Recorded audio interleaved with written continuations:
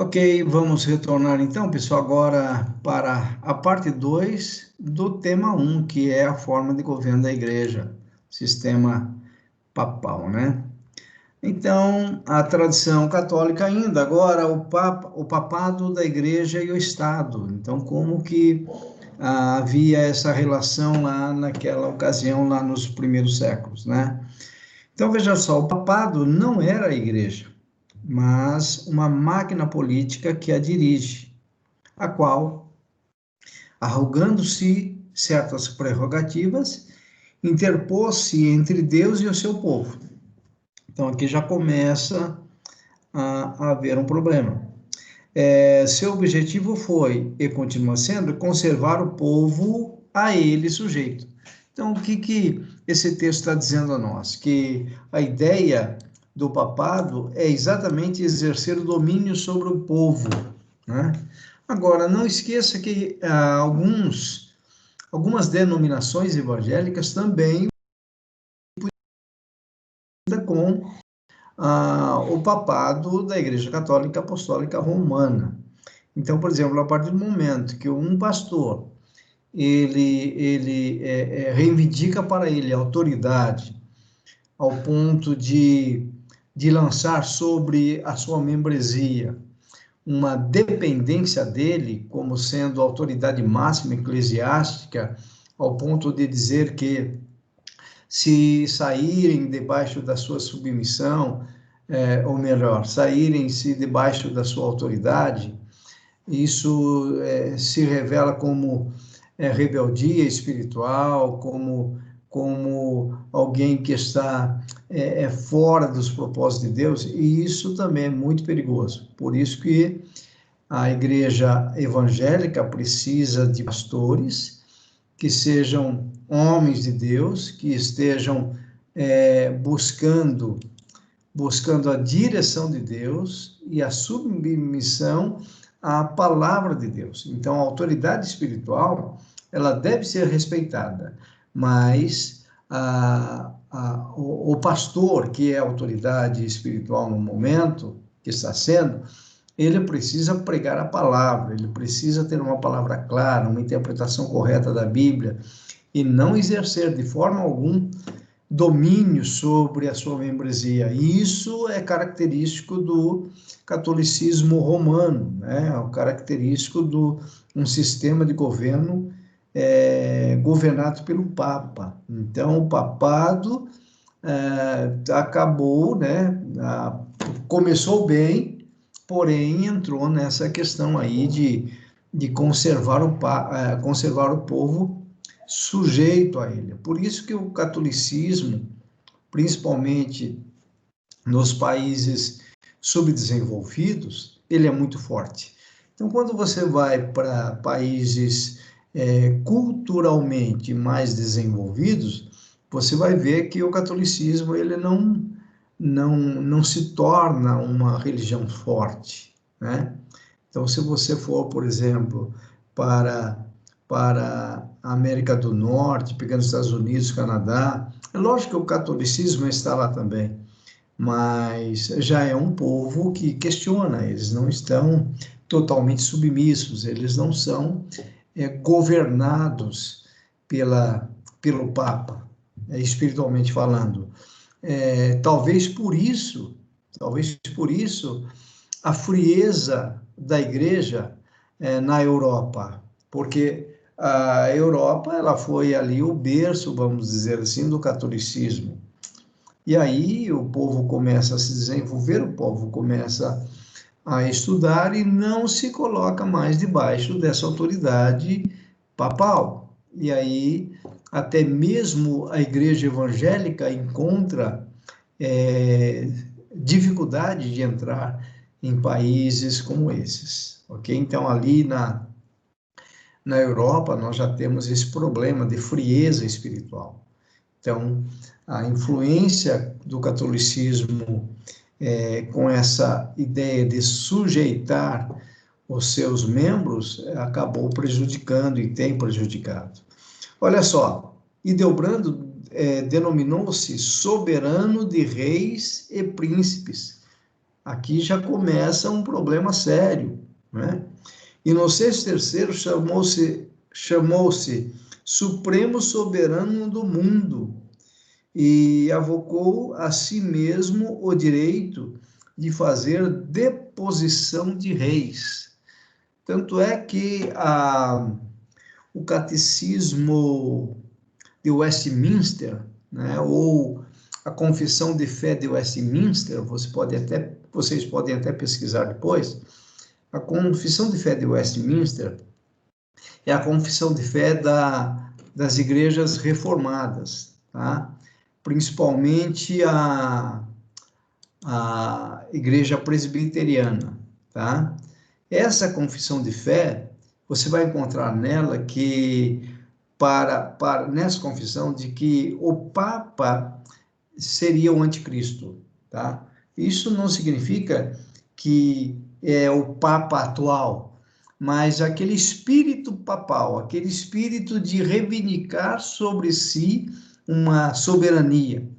Então, essa característica dá uma característica da base para afirmar que dessa linhagem pode vir, então, o anticristo, né? A partir do momento que um papa se declara soberano de reis e príncipes, supremo soberano do mundo, olha só, isso é muito forte, é uma característica do anticristo, ok?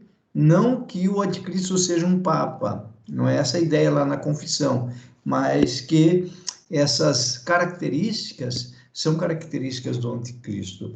Olha só, Pio IX condenou a separação entre a igreja e o Estado e ordenou que os verdadeiros católicos obedecessem ao chefe da igreja antes que às autoridades civis.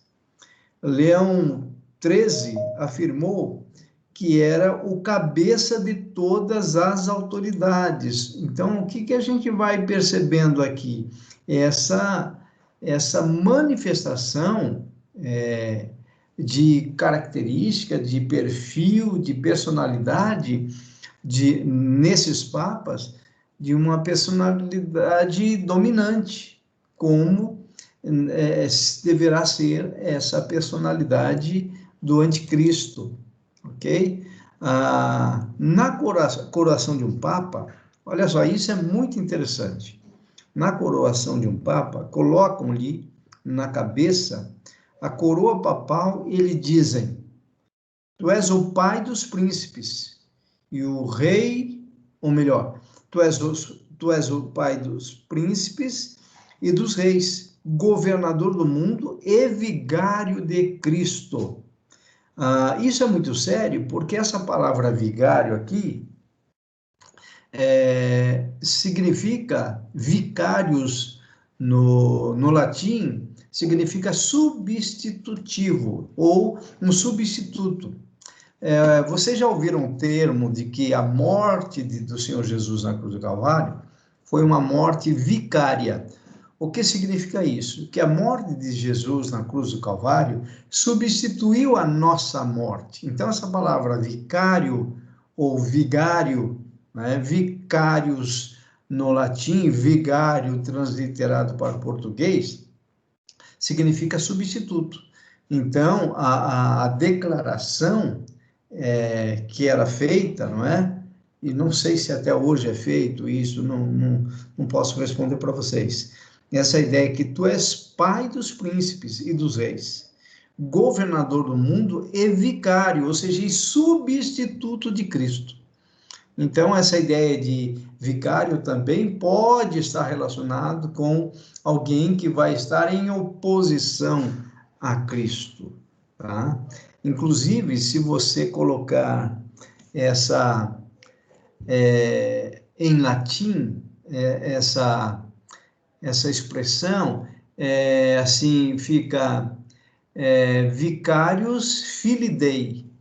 Quando você associa as letras numeração, né, você pode pesquisar aí no Google, né, porque o Google não me deixa mentir sozinho. Vicarius Filii Dei, né? Depois eu mando no grupo, tá? E se fizer, então, a associação com os algarismos romanos e somando os valores de cada letra, vai dar 666. É interessante isso, né? Mas, então, era isso. A doutrina oficial de Roma é que os católicos, em caso de conflito, devem obedecer ao Papa antes que aos seus pais. Olha que coisa terrível.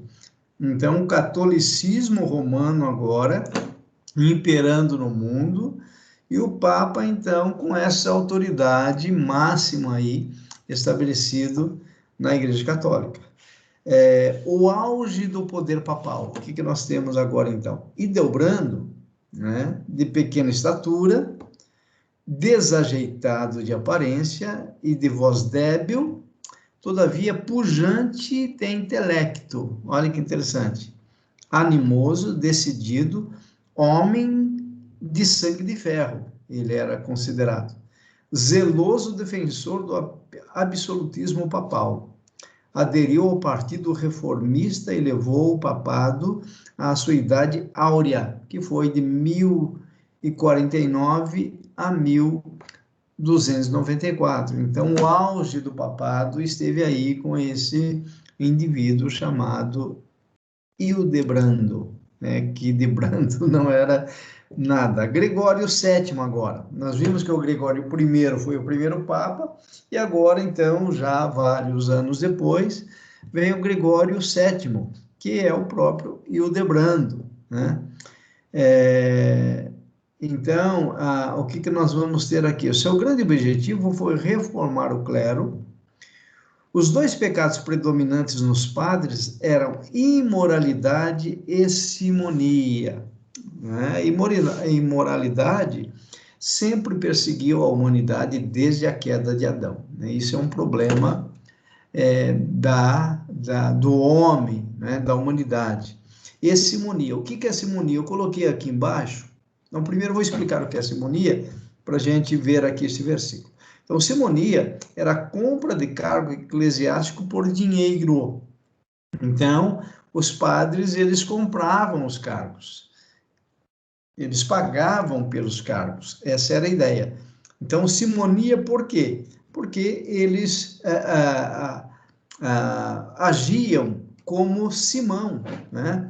Aqui em Atos 8:18, se você verificar aí, ficou menor aqui na letra, né? Nós temos o seguinte relato: vendo, porém, Simão que, pelo fato de imporem os apóstolos as mãos, era concedido o Espírito Santo, ofereceu-lhes dinheiro. Então, Simão, o mágico lá de Atos 8, tá? Ele tentou comprar o dom do Espírito. Então, é aqui que sai essa nomenclatura simonia, compra de cargo eclesiástico por dinheiro. Então, a Igreja Católica, aqui no seu auge, está totalmente corrompida, né? Para curá-los da imoralidade, olha só, Gregório, e aqui que surge a ideia do celibato. Então, ele quis combater a imoralidade sexual dos padres, né? Através do celibato, ou seja, a partir desse momento, o padre não poderia mais se casar, ele teria que fazer o dom do celibato, a abstinência sexual. Entretanto, aqui a situação piora mais, não é? Para afastá-los da simonia, insurgiu-se contra o direito de o imperador nomear dignatários para a igreja. Então, a partir desse momento, o padre teria que fazer um voto de não mais receber valores financeiros. Então, o padre seria sustentado pela igreja, mas ele não teria família, não é? Celibato, e também ele não teria herança para deixar para ninguém. De uma certa forma, aqui o Vaticano começa a dominar a parte financeira da Igreja Católica. Então, a partir do momento que você tem um obreiro, um padre que não se casa, ele vai viver com aquilo que está estabelecido para a igreja, ele vai ter moradia, ele vai ter alimentação, ele vai ter roupa, mas ele não vai construir um patrimônio para deixar para a sua família, por exemplo, porque ele não tem família. Então, com isso, né, é como se eles matassem, com uma única cajadada, matassem dois animais, instituindo então o celibato e a simonia, tá? Então, com o celibato, eles rompem a questão do casamento para tentar combater a imoralidade, porém, a situação ficou pior, tanto é que nós temos até hoje padres que se tornam verdadeiros, como que chama? Quando ele vai assediar uma criança, não é? Pedofilia. Pedofilia entre papas é grande. Por quê? Porque, entre papas não, entre padres, né? Por quê? Porque eles têm as suas necessidades sexuais. O apóstolo Paulo fala ali, na sua primeira carta aos Coríntios, capítulo 7, que aquele que, se porventura vai viver abrasado, que case-se, não é? Então, o casamento é uma instituição divina, e no casamento, tanto o homem como a mulher devem ter a sua satisfação sexual, né? O seu desejo sexual satisfeito. E instituir o celibato, essa situação ainda pior, né? Por isso que até hoje temos escândalos de padres, e não só de padres, mas de pastores, em todas as áreas. A área sexual realmente é problemática. Muito bem, continuando. Praticamente todos os bispos e padres compravam os seus cargos naquela ocasião, né? Visto que a igreja pertencia à metade de todas as propriedades e tinha grandes rendimentos, o que ensejava uma vida de luxo. Então, valia a pena fazer esse investimento, né? Então, vamos supor que, no caso, eu comprasse o cargo de pastor auxiliar do pastor Roberto, que me desse lá um salário de 30, 40 mil reais por mês. Então, eu iria me esforçar e iria comprar esse cargo. Era essa a ideia, né? E o cara, então, e o padre, então, ele construiria um patrimônio como resultado desse investimento que foi a compra de cargo. Inocêncio III, já aqui ele nasceu, né, em 1198 e morreu em 1216. Então, ele viveu nesse período. Então, foi o Papa mais poderoso. Ele declarou-se, olha aí, vicário de Cristo. É o vicarius filii Dei, tá? Vicarius, não é? Ou seja, substituto do Filho de Deus. É isso que significa vicarius filii Dei, tá? Vicário de Deus. Vicário de Deus. Soberano supremo na igreja e do mundo, com o direito de depor reis e príncipes, que todas as coisas na terra, no céu e no inferno estão sujeitos ao vigário de Cristo. Algo terrível, né? Então, um espírito de anticristo mesmo, já ali nesse período da igreja, né? Idade Média. Levantou a igreja a sobrepor-se ao Estado. Então, olha só, a igreja, então, agora, tendo uma autoridade maior que o próprio Estado. Os reis da Alemanha, França, Inglaterra e praticamente todos os monarcas da Europa faziam a vontade do Papa, não é? Então, ele era superior.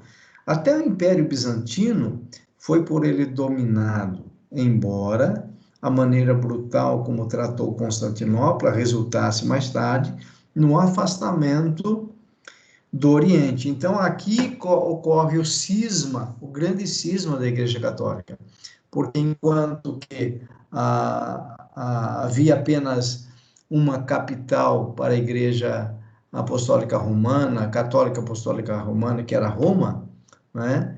Aí cria-se uma outra sede lá em Constantinopla, que hoje como que é a cidade que nós temos hoje? Não me lembro agora, mas antes era Constantinopla, né? E aí o que acontece? O reino está dividido. Então, o que vai acontecer? Lá no Ocidente, cuja capital era Constantinopla, nós tínhamos a Igreja Católica Apostólica Ortodoxa, enquanto que no Ocidente fica a Igreja Católica Apostólica Romana, ok? Então, houve um grande cisma aí da igreja nesse período, né? Nunca na história um homem exerceu maior autoridade do que o próprio Papa na ocasião. Então, foi o auge papal, né? Ordenou 2 cruzadas, decretou a transubstanciação, que é a transformação da matéria do pão e do vinho no corpo e sangue de Jesus, na Eucaristia. Então, o que é essa transubstanciação? É a doutrina que está presente na Igreja Católica até os dias de hoje. Então, a Igreja Católica, ela realiza a Eucaristia, que é a ceia que nós realizamos mensalmente. A Igreja Católica, em toda a missa, ela realiza a Eucaristia, tá? Mas aqui é interessante porque a Igreja Católica manteve essa tradição de realizar a ceia em todos os encontros. Porque lá nos primeiros séculos, a ceia do Senhor, ela ocorria em todas as vezes que a igreja se reunia, tá? A igreja evangélica que realiza a ceia apenas uma vez por mês. Tá? Geralmente os evangélicos fazem isso, inclusive nós, os batistas. Mas a igreja, no seu início, cada vez que se reunia, eles comemoravam a ceia do Senhor. E a Igreja Católica manteve essa tradição de, em toda a missa, realizar a ceia. Mas qual foi o problema? O problema está aqui na doutrina da transubstanciação. Então, para o catolicismo romano, a hóstia, no momento da Eucaristia ali, né, naquele momento a hóstia se transforma em corpo do Senhor Jesus, né, em corpo, enquanto que o vinho se transforma em sangue. Então, é uma transubstanciação, é uma transformação de substância. Então, a farinha de trigo da hóstia é transformada em carne. Então, por isso, transubstanciação, transforma de uma substância para outra. E o vinho é transformado em sangue. Então, essa doutrina é da transubstanciação, que até hoje está presente na Igreja Católica, tá? Muito bem, confirmou a confissão auricular. O que significa isso? É aquele lugar no confessionário, né, da Igreja Católica, os fiéis iam até aquele local e fazia a confissão de pecados para os padres, né? Então, foi instituído aí nesse período. Declarou que o sucessor de Pedro nunca e de modo algum podia apartar-se da fé católica. Então, uma imposição aí para que permanecessem nessa questão do catolicismo. Olha só, a infalibilidade papal. Então, agora não é só a palavra de Deus que tem autoridade. Não é só a palavra de Deus não é somente a Bíblia que é infalível, tá? Que é inerrante, que tem autoridade absoluta. Não. Eles estabeleceram aqui que o Papa era infalível. Que absurdo, não é? Que absurdo. Por isso que eu estou falando. O católico de hoje, se ele entender isso, jamais ele vai permanecer no catolicismo. Olha só, condenou a Magna Carta, ou seja, aqui a ideia de Magna Carta, na verdade, a Bíblia ser a autoridade máxima, né? proibiu a leitura da Bíblia em vernáculo. O que significa isso? A Bíblia no Brasil não poderia ser lida no vernáculo brasileiro. Ela teria que ser lida em latim, né? Aquilo que nós já falamos. Então, no auge do papado, a igreja sofreu muito, a igreja católica começou a imperar de uma forma terrível. Ordenou o extermínio dos hereges, instituiu a Inquisição, tá? Aqui eu escrevi errado, a Inquisição, mandou massacrar os albígenes, que eram aqueles que se opunham, né? Ainda aqui, mais sangue foi derramado durante o seu pontificado e de seus imediatos sucessores do que em qualquer outro período da história da Igreja, salvo no esforço papal por esmagar a reforma nos séculos XVI e XVII, como nós falamos. Dir-se-ia que Nero, o besta, ou melhor, Nero, a besta, tinha revivido, assumido o nome de Cordeiro. Então, nesse período do auge papal, eles se voltaram contra Lutero e todos aqueles reformadores da época, exatamente porque bateram contra as heresias da Igreja Católica. Então, vejam o quão importante foi a pessoa de Lutero para nós evangélicos nos dias de hoje, tá? Então, eles combateram as falsas heresias da Igreja Católica e hoje nós temos o Evangelho preservado por causa desses homens que entregaram-se, debruçaram-se sobre a palavra para trazer a verdadeira revelação. Um problema de Lutero que permaneceu foi o seguinte: ele continuou crendo na doutrina da transubstanciação. Então, isso foi um problema que aconteceu com Lutero, tá? Mas ele foi importantíssimo na reforma, tá? Caminhando um pouquinho mais aqui, vamos ver.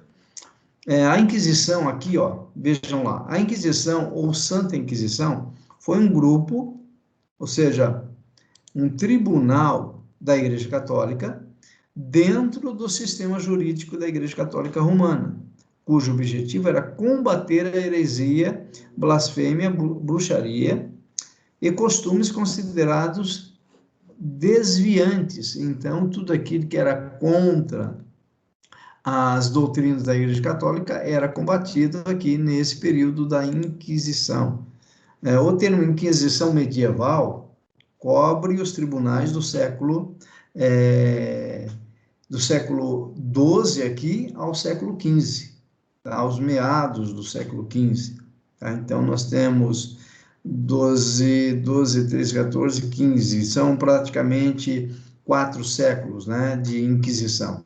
Então, a Santa Inquisição foi fundada pelo Papa Gregório IX, tá? Em sua bula, ou seja, a Carta Pontifícia, né? Então, na sua encíclica, ele vai impor essa Inquisição, né? Que essa Carta Pontifícia ela promulgava, né, a questão da excomunhão, né? Em latim excommunicamus, né? Publicada em 1231. Então, todos aqueles que não professavam a fé católica eram excomungados, eram considerados hereges e eram punidos por isso, tá? O declínio agora do papado, né, para a gente finalizar essa primeira parte, essa aula 2. Então, o declínio do papado e da Igreja Católica. Veja, fracasso do clero. A Igreja Romana desceu a um nível muito baixo. Suas exigências provocaram um declínio moral, ou seja, o próprio celibato. 2 papas que se envolveram mais na questão do fracasso, né? Foi Urbano VI e Clemente VII, tá? Continuando aí, a igreja que dependia só de Deus tornou-se um negócio de homens. E aí ela começa a se declinar. A maior parte dos sacerdotes era constituída de, só um minuto, eram constituídas de foragidos e estavam envolvidos em embriaguez e imoralidades. Então, aí a igreja realmente vai perdendo a sua autoridade. Os bispados eram negociados. O papado, que foi exercido por homens sinceros como Gregório I e Nicolau, lá no início, né, a partir do ano 890, passou a ser alvo de atos altamente vergonhosos e vis, né? Ensinava-se que os simples cumprimento desses sacramentos, né, quais sacramentos? Da ceia, da Eucaristia e do batismo, era suficiente para a salvação. Ou seja, ênfase na ação. Então, é aqui que a reforma foi importante. Então, a salvação pelas obras, a salvação pelas atitudes, pelos sacramentos. Então, os dois sacramentos da Igreja Católica, como a Eucaristia e o batismo, tinha também a crisma, né? Isso era suficiente para a salvação. Então, a ênfase era na ação do homem e não na obra expiatória do Senhor Jesus na cruz do Calvário. Veja como a Igreja Católica foi um instrumento terrível de Satanás para enganar os fiéis. Os mártires passaram a ser idolatrados, iniciando-se a canonização de homens. Então, aqui entra aquela questão de transformar alguns homens em santos. Começa a surgir o costume de peregrinações aos lugares sagrados, como a Terra Santa, que para lá fosse, ou seja, quem para lá fosse teria todos os seus pecados perdoados. Então, naquela ocasião, as caravanas para Israel era um negócio tremendo, né? Porque eles criam nisso. O fato de ir para a Terra Santa, ir para Jerusalém, daria, então, o perdão dos pecados. E nós temos isso também no Brasil, né? Então, o que acontece? Quando tem a festa da Aparecida do Norte, as pessoas vão até lá, vão pagando promessa. Tem pessoas que carregam cruzes nas costas, caminham ali por toda a Dutra, né? Eu estava conversando com o Paulo aqui sobre a Dutra. Eles caminham até a Aparecida do Norte para cumprir promessa. É aqui que começa a surgir já esse tipo de situação, essas peregrinações. O clero estava isento de pagar impostos, olha só, era um privilégio que eles tinham, né? Se os homens ricos fossem ordenados, haveria prejuízo na arrecadação dos tributos, razão pela qual impede-se a ordenação de homens ricos. Então, a Igreja Católica está imperando fortemente nesse período, né? E aqui, então, para finalizar, Jesus, o dom supremo de Deus, deixa de ser o supremo pontífice, tá? Então, aí começa o declínio. Todos os bens da igreja passaram a ficar sob a guarda dos bispos. Por deposição do Papa Simplício, as rendas da igreja deveriam ser rateadas entre os bispos, o clero. Olha que coisa terrível, os bispos, o clero, a manutenção do culto e dos edifícios, né? Então, a gente percebe e dividia isso também entre os pobres. A Igreja Católica, na verdade, ela acabou, então, realizando tudo o que ela desejava, porém, aí iniciou o declínio do catolicismo naquela ocasião. Entretanto, volto a dizer, países subdesenvolvidos como o Brasil, o catolicismo ainda é muito forte. Então, quebrar o catolicismo no Brasil é muito difícil, porque o brasileiro, de forma geral, E aí, quando eu falo de forma geral, nas igrejas evangélicas, nós temos esse problema também. Então, veja, o brasileiro, ele não gosta de estudar, né? Então, nós temos dificuldades com isso. E quanto menos nós estudamos, mais ignorantes nós nos tornamos. E é isso que tem acontecido com o nosso país. Enquanto que nos países desenvolvidos, em que eles têm uma cultura muito elevada também, eles acabam por ter uma mente totalmente secular e também vão questionar a Bíblia, talvez exatamente por essa questão do império do catolicismo romano tentando dominar os seus fiéis. Então, hoje, em muitas nações, em muitos países, não entra nem a pregação do evangelho. Então, o que significa dizer que nós, os evangélicos, nós vamos ter que melhorar muito a nossa pregação para trazer uma revelação bíblica para que os homens possam ser salvos pela graça, pela misericórdia de Deus, porque o catolicismo ele fez um estrago muito grande e até hoje confunde-se, né, esses escândalos. Até hoje nós temos escândalos também nas igrejas evangélicas, então muitos não querem saber nem do catolicismo, nem do cristianismo puro, né, que seria então o cristianismo com base no evangelho. Ok, pessoal? Então nós finalizamos assim esta aula e espero que tenha sido importante para vocês.